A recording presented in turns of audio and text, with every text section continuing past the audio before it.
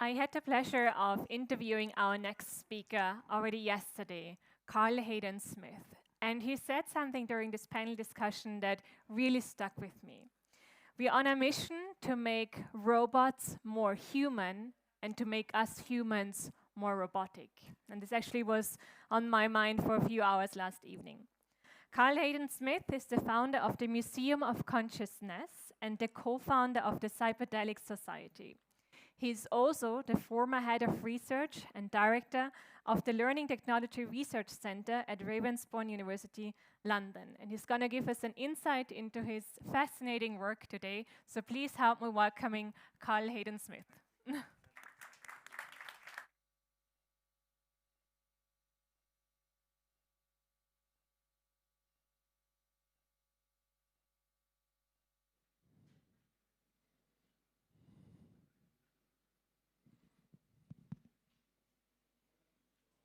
Okay, I'm ready when you are.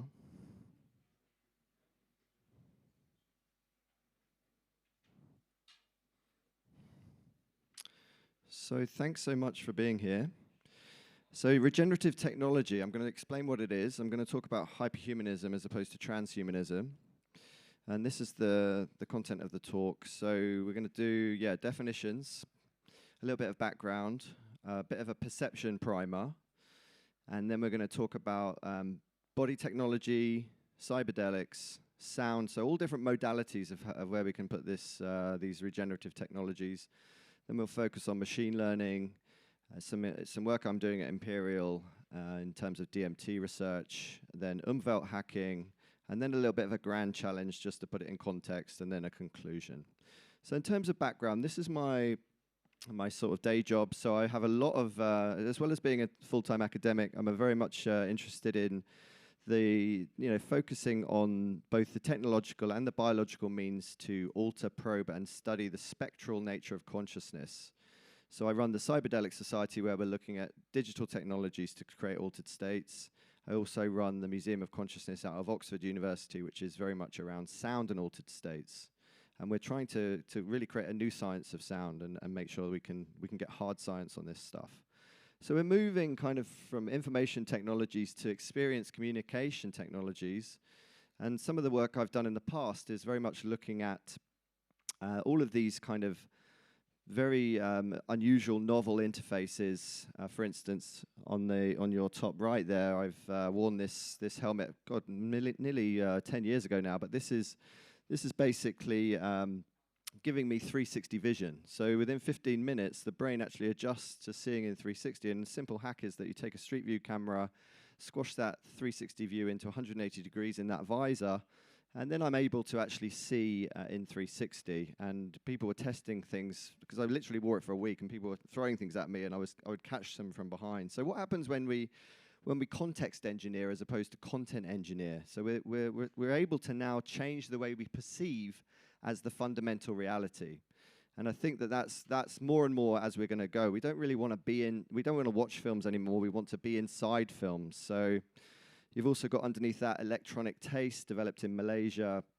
We've got the Wristify from MIT on the bottom left here, which is controlling your body temperature. We can also change the way we hear, change the way we taste and smell. So I'm really interested in all of these technologies, but very much from a regenerative perspective. And what does it mean to create new senses? What does it mean to merge your senses? And this stuff is not necessarily new. And this was, listening to planes coming in, using your ears. So hyperhumanism, what is it? And I think the great quote here from one of my philosophy teachers: we need to think about a new form of human becoming, which is a deeper interpretation on the potentialities of the future, more than transhumanism, where we just imagine AI is taking over from the human becoming. And I think that, a lot of us are overwhelmed with the chat GPT that's just been released yesterday, and worried about becoming redundant in whatever positions we're in. But remember that we've created these technologies. It's not some sort of weird ethereal stuff. It's human technology. It's the evolution of the human. But we've got to make sure that we maintain control rather than be mastered by the machines that we create. So humans are not evolutionarily equipped to deal with the level of complexity that the rapid rise in disruption is creating, but we're not machines, so let's not aspire to become them to deal with these issues. Hey everybody, I have a wonderful life hack I think you're gonna love. Can you turn it up a bit? Stop fucking life hacking, okay? You're not a goddamn algorithm, you're not a goddamn robot. We need to hold on to our humanity. Stop appropriating robot culture, okay? Robots have told me they're offended. Stop it, okay? You don't need to put all your underwear in a fucking goddamn little pile like... All right, you get the picture. So a rant to start with. So this is kind of the framework, the hyperhumanism framework. So instead of outsourcing our human becoming to the machine and becoming dehumanized, how do we use these tools to actually enable us to become more human? And that's the basis of hyperhumanism. Hyper means including the perspectives, not just of the human species, but also other species. You know, we have other kingdoms, the mycelium kingdom, the animal kingdom. And also the kingdom of the DMT elves, for instance. You know, we have other sentients that we may not know about yet. So and also we might not be fully human yet, right? The post-humanists talk about the human project being over and we should just be happy to step aside. But I don't think we actually really know the depths of what it means to be human. So as long as we don't understand the way life works, we will not be able to effectively address the polycrises that threaten our very existence. So machine learning rather than AI, I think there is no such thing as AI yet. It's all machine learning, is a codified representation of human prejudice. This is critical. Therefore, in order to really train the AI, we need to feed the algorithm with the most appropriate version of humanity. And we haven't got that yet. And David Hansen is looking at this problem as well. How do we make machines compassionate when we're not really compassionate ourselves, certainly not to each other? How can we use technologies like AI in a regenerative way to help us contribute to a more holistic understanding of what it is to be human? And finally, what we will explore now in this talk, the concept of regenerative technologies that learn from human biological systems and other Umwelts, as I mentioned. So I don't know whether you saw this one recently. This is actually a mushroom computer. So we're kind of hijacking and context engineering other kingdoms for our own ends. I think this is pretty much a transhumanist version of Umwelt hacking. But these things have signals, and we can actually, we can hack them for our own benefit. So hyperhumanism, the framework. I mean, we've got all of these receptors. We've got all the dopamine reward system, the serotonin mood system, the endorphin pain system. And there's all these different ways, very human ways of actually activating those systems. So hyperhumanism examines how technology can help us to transform the human condition, whereas transhumanism requires us to become totally dependent on technology, which subverts our ability to develop the skills for ourselves. And I think that's the big word, outsourcing. We're always outsourcing, and now you're seeing hundreds of students outsourcing their essays to ChatGPT, and therefore really not learning. You know, if you're paying a lot of money to do your education and then you're just not doing your education, what's the point? So hyperhumanism uses technology as a catalyst or a scaffold to actually develop our own innate human abilities. And as I mentioned, we don't know what those are yet. We haven't gone deep enough.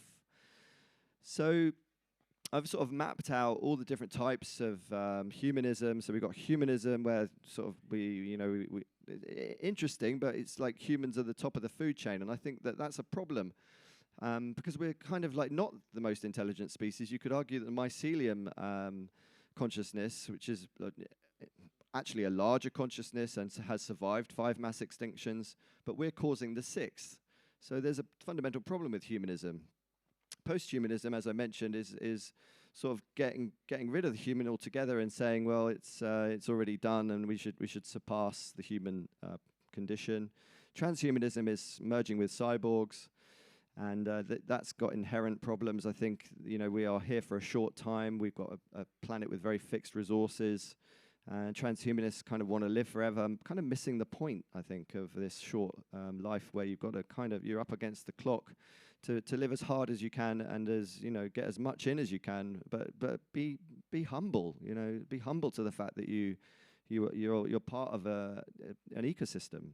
Hyperhumanism is actually this idea of as I've mentioned that we need to really go beyond the human, but actually understand that the human project is not fully defined yet.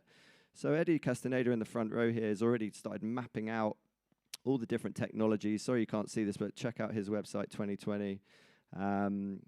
And yeah, 220 rather. He'll be available to chat afterwards. But we're both kind of looking at all the different technologies that could be classed as regenerative or as hyperhuman, and some of the ones on the bottom right there: psychogeography, dreaming, astral bathing is a new thing, peripheral vision exercises, and peripheral vision's amazing. Like if you were to all just spend a few seconds now just trying to defocus, don't look at the screen, but look at the whole of your 180 degrees, and actually defocus your vision, and actually you'll notice your whole physiology calms down very rapidly. Within a few seconds, you're giving your body this ability to calm down. So athletes do these exercises just before a big race, or the chi machine, where you put your ankles inside this machine that rocks you from side to side, and you suddenly sort of become a snake. And again, it creates a very powerful altered state just with a very small hack. So let's look at perception, because a lot of this stuff focuses on perception, consciousness, etc. So we only experience such a small slice of the visual spectrum and the auditory spectrum. So we're very much kind of trapped inside our own systems. We're already in this kind of virtual reality because we're in again, a quote from Eddie. Our perception determines which aspects of reality we see.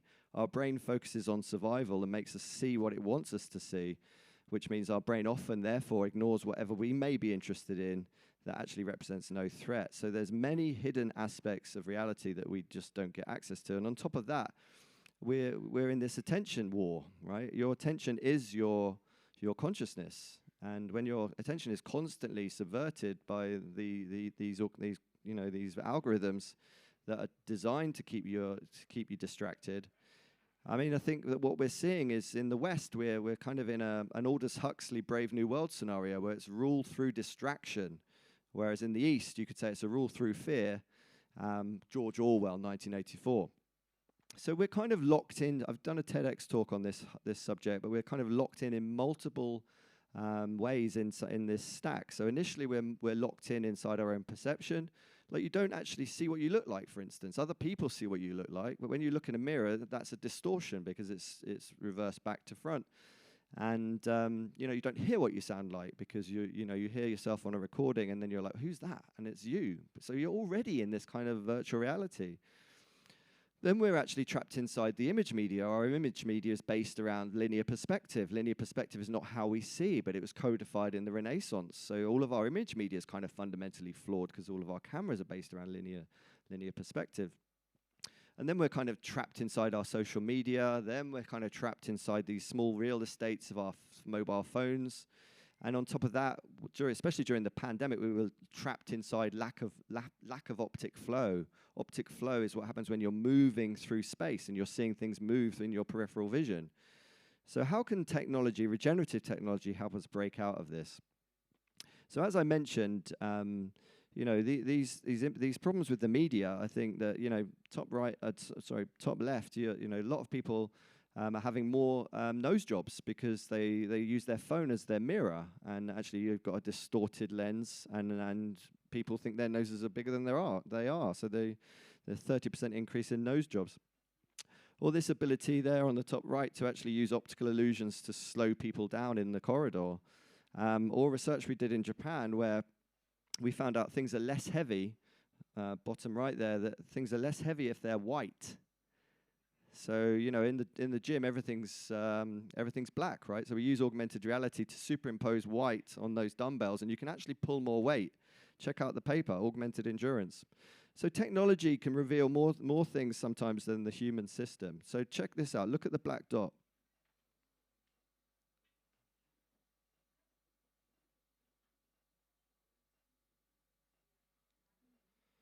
Try that once more. Stare at the black dot.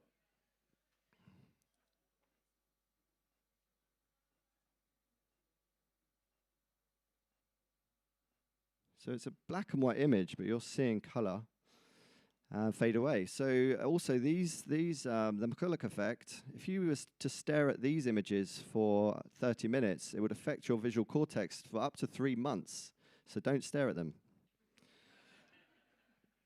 So this idea of Umwelts, these other species, these other ways of seeing. So we all have our own sensorial system. This Umwelt, it's a German term. So the lobster, very different to the human. Lobster's brain is located in its throat, its nervous system in its abdomen, its teeth in its stomach, its kidneys in its head. It also hears using its legs, tastes with its feet. So you get the picture. So body technology. Moving on to some of the regenerative stuff. So I'm really fascinated by this idea that we may not be fully human yet. So if you were to go into the darkness, the Koji tribe in South America, they choose their shaman very early on, and they keep them in the caves from either a 9-year period or 18 years. Imagine that, just being kept in the dark. And we know that there's a link between endogenous DMT production and the darkness. So if you were to lock yourself into the dark space for 17 days, you would start tripping very hard. Fasting, again, it's this way of really hacking your physiology. And I know one of my friends, Jack, who I'm going to talk about in a bit, he did an 8-day dry fast, so no water as well as food for 8 days. I mean, I thought you died within 3. I've done something called the Finders course, which is 1,000 different types of meditation reduced to 28. And it's a 17-week course where you do every 3 days a different type of meditation until you find the recipe that works. And then 5 rhythms. You've got many, many different types of dance. So embodiment is key. I think the big point about machines, they can't feel because they're not embodied. They've got no skin in the game. And I think that we do, but we spend most of our time trying to be robots. We're trying to be so productive that we forget we're in a living body, and the two together is really where it's at. So this idea of psycho-technologies, check out John Vervaeke's work. He's got a whole YouTube series around this stuff. And it's these technologies we're just, we've forgotten that we're in a body, and I think that that's a huge thing. My friend Jacko, I mentioned, he has just come back from a vision quest, another form of technology, where he went into into the jungle. And, he basically had extreme deprivation, total digital detox, no social interaction, no body clock either, and he was extremely jet-lagged. So the things that happened to him, he had kind of, if you were in my talk yesterday, he generated a memory palace. He wasn't allowed to write anything down. He became very modular in his thinking. He could control his metabolism. And he started dreaming about all the things that he couldn't do in reality. And now he's integrating that experience. But as he mentions, in terms of his own sort of realizations from this, humans are over-domesticated. So self-imposed captivity can be very useful if we're very overstimulated. I think digital detoxes, highly recommend them. Not that I do them myself, to be honest. But making sense of the environment without Googling everything. I think some of my friends, they won't go immediately to the internet if they can solve the problems themselves. The bigger brain, they call it, as the internet. I think that's this is the kind of thing that we need to do to get back to our humanity. So another thing we can do is journal. How many of you journal? Not enough. So journaling, I've written a diary for 35 years now, and I've written it from 3 levels. So content, what I did; context, what I felt; and concepts, what I thought. And I only write for about 5 minutes a day, but it's an amazing technology for creating a superpower. So I can jump out of point of view, my local view, where I may have lost perspective and just become very down, but then I can jump into field of view and review the month that I've just been in, and then I can start to see that, I really am being productive, but maybe I'm just having an off day. Or maybe I've been in a relationship for a year and I can read that entire relationship in an afternoon. So I get this bird's eye view and I can actually see that entire relationship in an afternoon, and I can see pattern recognition. So it's this point of view to field of view. And I also take cross sections through it. So I look at this day last year and the year before and the year before and the year before and the year before. And then I see there's 35 different me's that I'm communicating with again, and I'm cutting through, turning my life into sort of architecture, and I'm seeing that actually life is not a straightforward linear process. It's more like a spiral, and apparently we're more poetic when we're around 16, when we haven't even lived yet. So what is that all about? And that's the kind of thing we can unlock. So I've got a data set there which is thinking, feeling, and doing. Perfect data set to feed into an AI. Should I do it or not? We can talk about that till the cows come home. So again, this idea of macroscopic visualization. So this is another one, but with a visual. So this ability to both be in the world and see yourself in it, right? So we can see through satellites now. We have the technologies to have these macroscopic visions. And Jamie Will's book, his recent book is very worth looking at. He talks about hedonic engineering and creating these stacks. And as he says, consciousness is programmable, but the question is, what do we do with that? What do we do with a programmable consciousness? So moving on to the next section, some technologies and cyberdelics. So as I mentioned, I've been running the Cyberdelics Society with some colleagues for a good few years now, since about 2015. Here's a little example.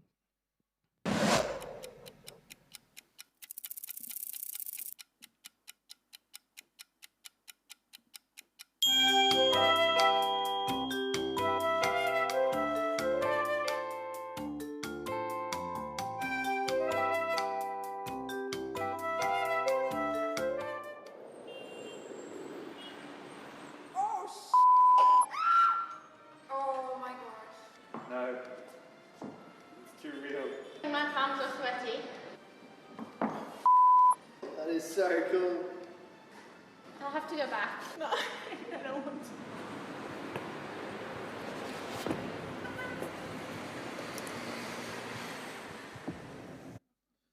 So why that's super interesting is because you're in a virtual reality. Your brain thinks it's real. I mean, this just shows you how easy it is to trick the brain.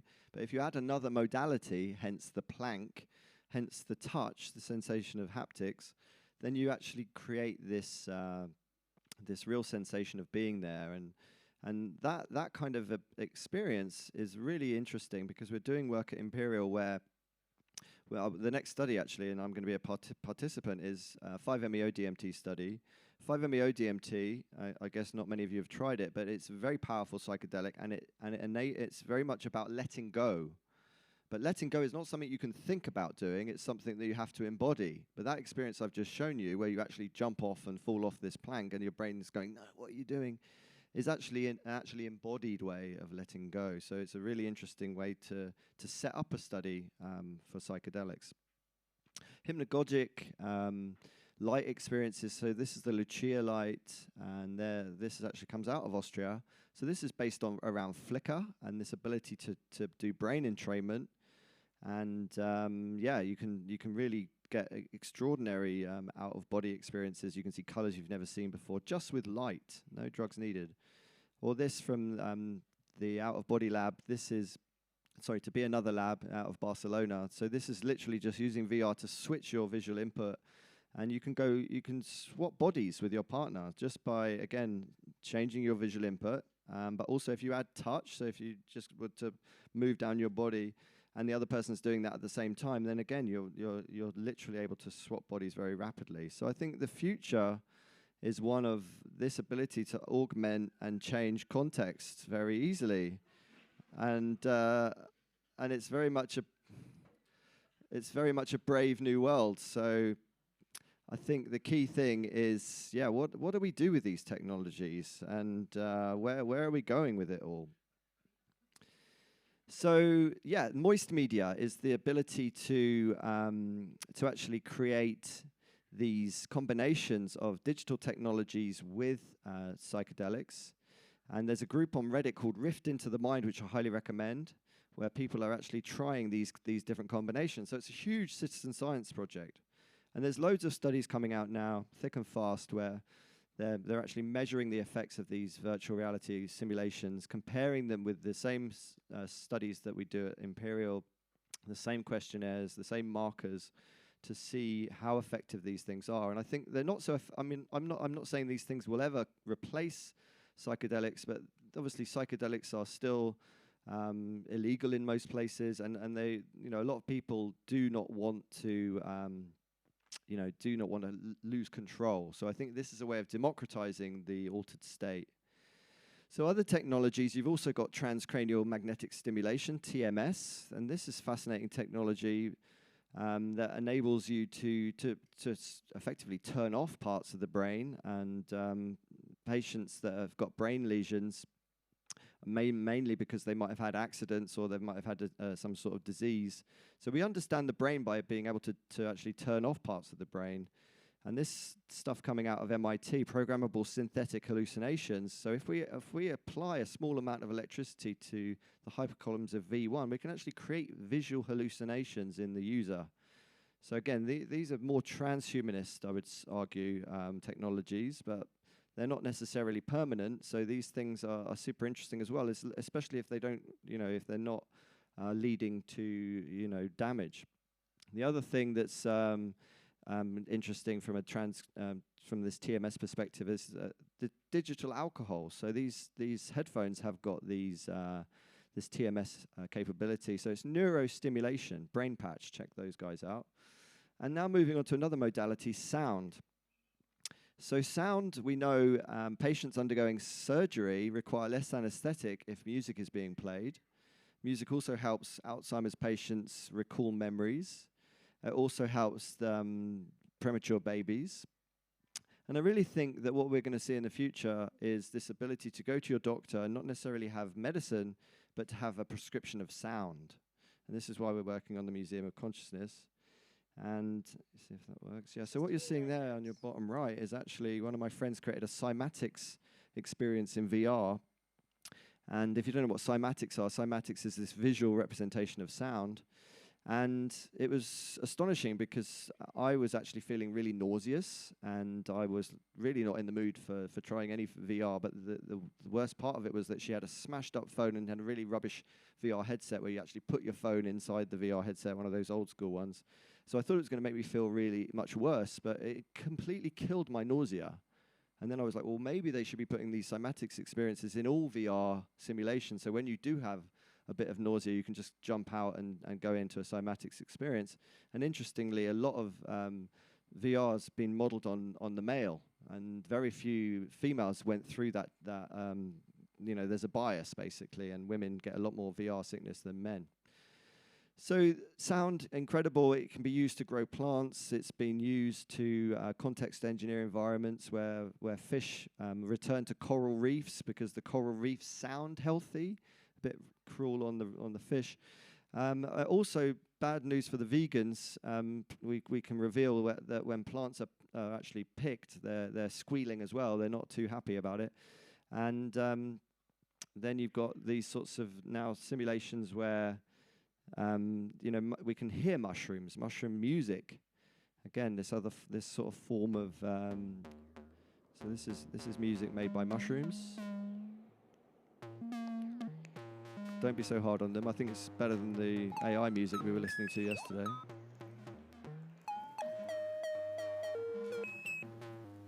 It's another short video. This is a friend of mine, Robin, who runs SoundSelf.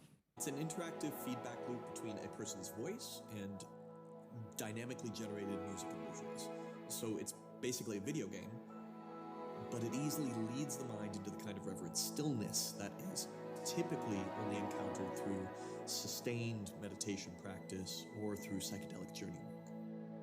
You're lying on a vibroacoustic bed and you're wearing light glasses, but it's your voice that ties the whole sensory experience together in such a personalized and intimate way. The technology guides players into a pattern of breathing and vocal toning that activates the vagus nerve and decreases autonomic arousal, or makes you feel much more calm and relaxed. SoundSelf is a tool that can amplify any therapeutic process by precisely directing awareness within deeply relaxed states of consciousness. You're opened up to more information from the body and the psyche. It's as if the doors of perception into our emotional and feeling worlds are temporarily open, and you're given an opportunity to be with yourself in a new way.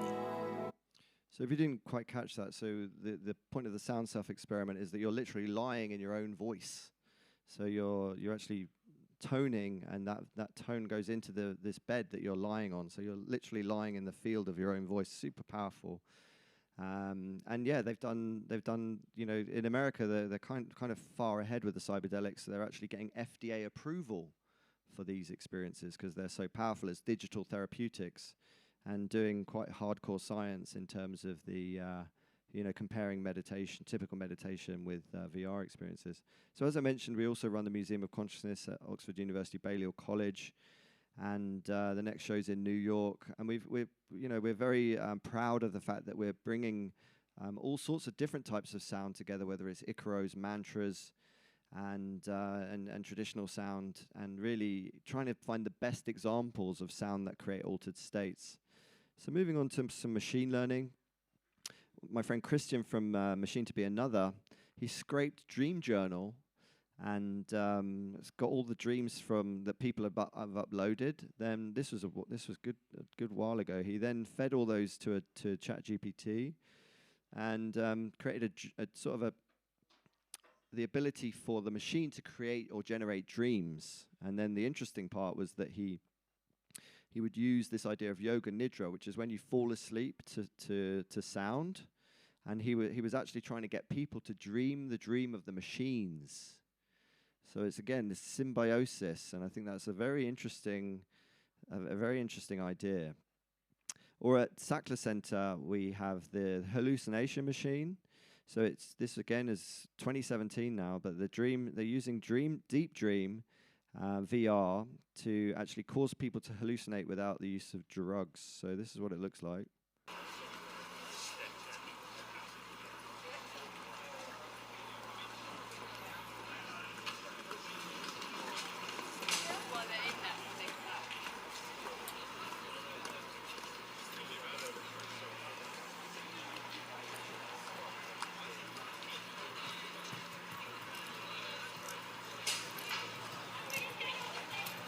You get the idea.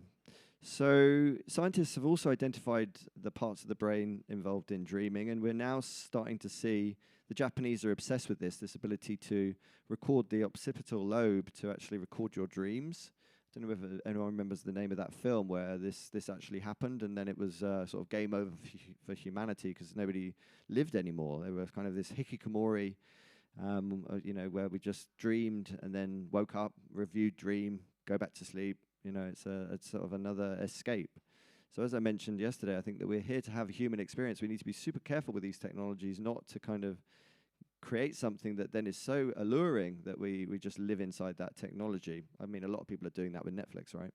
So this is brand new research where AI researchers have generated images using fMRI. So they're actually taking the fMRI data, and as you can see, the top row there is the image shown to the participant, and then the bottom row is the image reconstructed from neural activity in the visual cortex. So how long are we going to have in terms of privacy when we actually, you know, our brains can be recorded, but also we can actually record what you're saying in your dreams. If you're speaking in a dream, you make micro movements in your voice box, and we can actually reverse engineer that and actually listen into what you're saying in your dreams.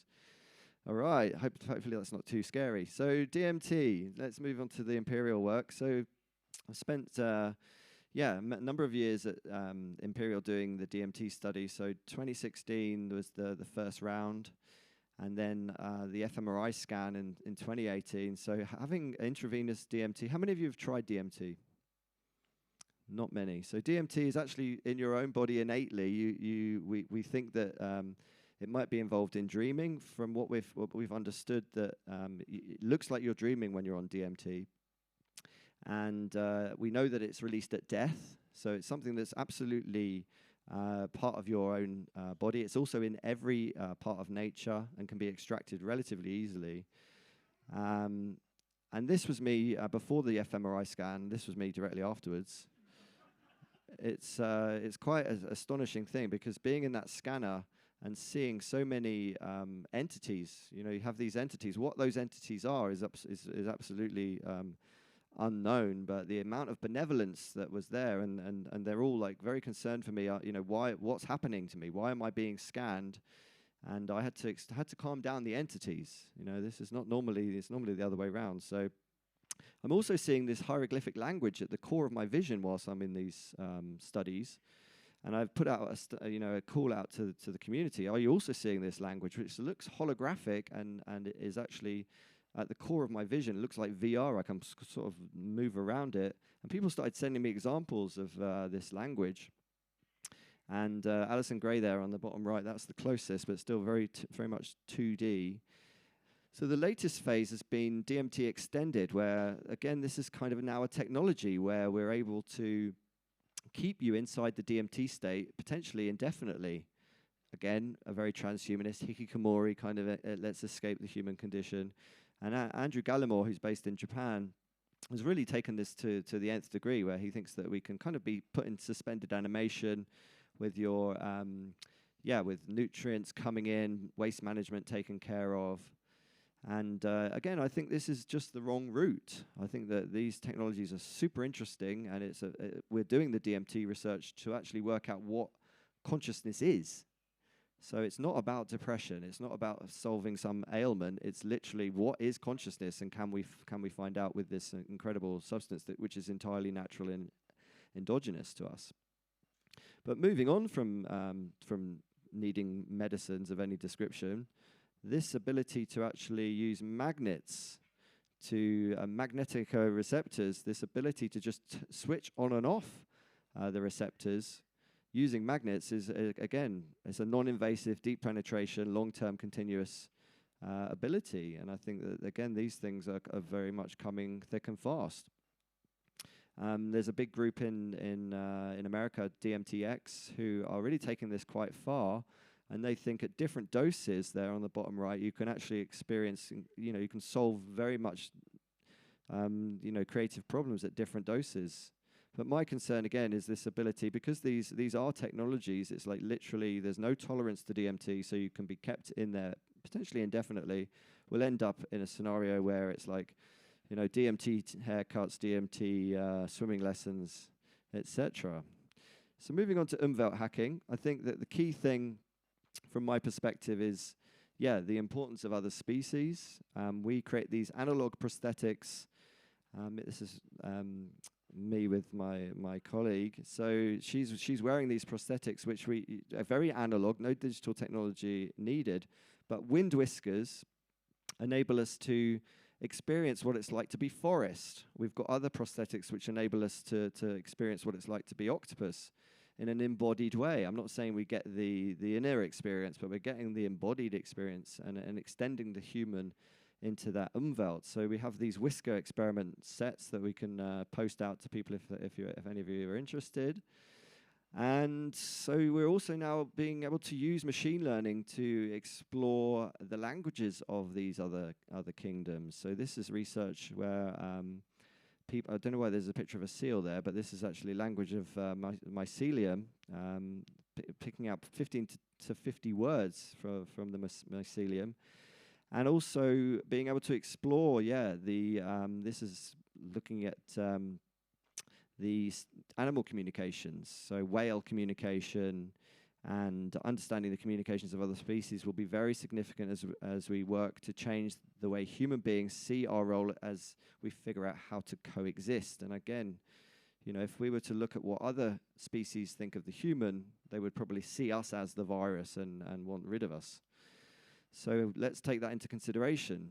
This is Moon Rebus, and what she's actually wearing there is a prosthetic that enables her to experience any earthquake in the world in real time. So depending on the magnitude of the earthquake, she's actually, her arm will vibrate. She does performances. If there's no earthquake, she doesn't move. But you can actually plug these microphones into the earth, the LOM microphone, and actually start to have this seismic sense to create a much greater empathy with the bigger system that we're in. This is another really interesting project, the Church of Methoxin, which is, again, something very recent coming out of America, where they're actually feeding mushrooms different substances that have started with 5-MeO-DMT, and the mushroom is actually creating a new drug from the input. So they're actually outputting a brand new drug. So it's the mushroom as lab. Insane, right? Or we've also found out a couple of years ago that mushrooms produce their own ketamine. So that's mind-blowing as well. So if we're seeing that other species are producing these substances, then maybe we should be taking note of why that is. So the grand challenge, just to finish. So we're facing a meta-crisis, which means we're becoming increasingly embedded in an ecology of crises. This meta-crisis is generating a meaning crisis where we're overwhelmed. We're all becoming very apathetic because we don't know what to do. And we're making these choices, fundamental choices, based on very bad sense-making. So how can we create this circular regenerative system to help us achieve rapid behavior change? And where do the technologies come in? And I think, as I mentioned before, it's like you've got the quantified self, the understanding of the inner system, and then we've got the external system, which is also something we can sense make. So biofeedback is how we hack the inner world, whether it's measuring your brain waves, your heart rate variability, your REM, etc. So another quick video. With the higher density systems, you can do things like this. So this is the avatar experience, where you can, this is something we created at Intheon that allows you to go inside your own brain and body in virtual reality, see your heart beating, see your own brain activity being reconstructed. The patterns of light and color are actually your own statistically inferred neural activity. And all of that is in real time, providing you a feedback experience. And you can travel to a part of your brain and do neurofeedback at that part of your brain, for instance, trying to change the activity there. Part of this, though, is just creating immersive environments in which you can explore your own internal state. So it's kind of an example of that. So yeah, this ability to dive into the brain and see what's activated at what point with what input that you're doing. But then you've also got this eco-feedback, right? You've got your smart meters that measure how much electricity you're using. You've got these sort of simple hacks where you can see how much you're destroying the environment with how much you're using paper towels. Or with David Eagleman, his research, where you can actually distribute this this display. You can have this embodied display where you're really getting an intuitive understanding of these complex problems. The other things that we can do are look at something, there's the Geeky app, which enables you to scan any barcode of any product in the supermarket to actually see how ethically dubious it is. So if we could create a system, it's normally the kids in the trolleys, right? If the kids could be scanning every object and we create an actual behavior around it, this could really, because mainly your power is what you're purchasing, right? So if we can actually create these systems and create behaviors around them where it becomes norm, I mean, and then we add sound. So it's either the rainforest is being destroyed because you're buying this product or it's child slavery or whatever it is. And then these other examples where we're actually growing trees on our screensavers all the time we're not using the phone. So if you don't touch your phone for a certain amount of hours, and a tree is grown, a digital tree, but then if you let it fully grow, then a real tree is planted. So it's these kind of clever little hacks. I mean, we're children, right? We have to have these kind of, don't touch your phone, don't touch your phone. I'm going to switch off your phone until you're a good boy. You know, it's like that's where we're at with this stuff. So it's the biofeedback and the eco-feedback combined, which creates this eco-social feedback. And I think we need to move beyond systems thinking to systems being, and this ability to embody the system as a whole. So to conclude, McLuhan, always come back to McLuhan, he warns against this idea of too much human extension into technology creates an amputation as well as an ability. And poorly designed technologies, the potential to bring around an arrested development in natural human abilities. But I think we also need to be at peace with our limits, right? We are limited beings, we're messy beings.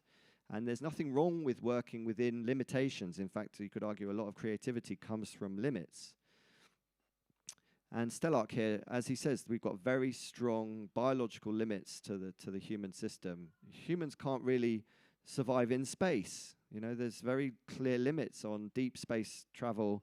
So we're going to, that's where machines come in and send the machines to space rather than us. And a brilliant survey that was done recently was school children were asked, would you rather lose your sense of smell or your smartphone? And they all chose to lose their sense of smell.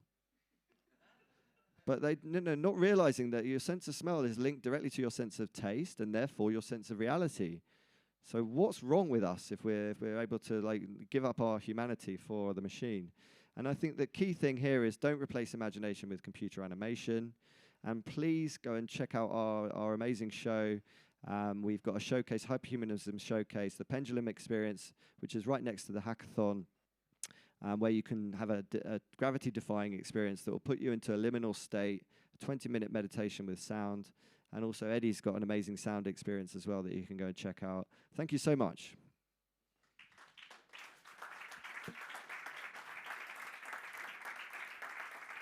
Are you okay for taking questions? Thank you, Carl, for this fascinating talk. We have time for one or two very, very quick questions or comments, if you have any from the audience. Yes, please, first row. What have you learned from the consciousness doing the DMT research? It's been going on now since 2016, I understand, and you said that the main purpose is to learn about consciousness. I knew you were going to ask me that. Yes. And I know you're coming from a very materialist perspective. I mean, I'm still learning. I think that these things massively expand your kind of understanding of what's possible out there in terms of sentience. I am experiencing these entities, and whether those entities are me in the future or, you know, I can't explain it. It's astonishing. But what I am seeing is that I'm experiencing light in very different ways on these substances. So in this reality, we experience light from the sun. Light shines upon us. In DMT, we seem to have a light body, right? And people talk about in dreaming that you have a light body. So, you know, light's emitting from objects invariably. Whereas if you do 5-MeO DMT, you become light itself. So it seems to me that we're experiencing ourselves in different realms as different forms of light. And I don't know enough about the physics of that, but I'd love to talk to you and other physicists to actually get my head around it, because it's a mind-blowing experience. And you know, these things are incredibly good for the brain. What we know from the studies is that we're creating, especially with 5-MeO, incredible amounts of not just neuroplasticity but neurogenesis. And if we think about the drugs that are legal, like alcohol, we know that when you drink, you actually destroy your brain cells and then you piss them out. So you're literally pissing out your own brains. Whereas these drugs, which are very illegal, do the opposite, and they create new neurons. So what are we doing again? You know, insane. Exactly. Yes. You got it. Brilliant. Thank you very much, guys. Well, thanks a lot. And at 11:30, we are staying on this human topic. We're going to look at the impact of AI on our society. So 11:30 is when we have the next keynote speaker. Thank you.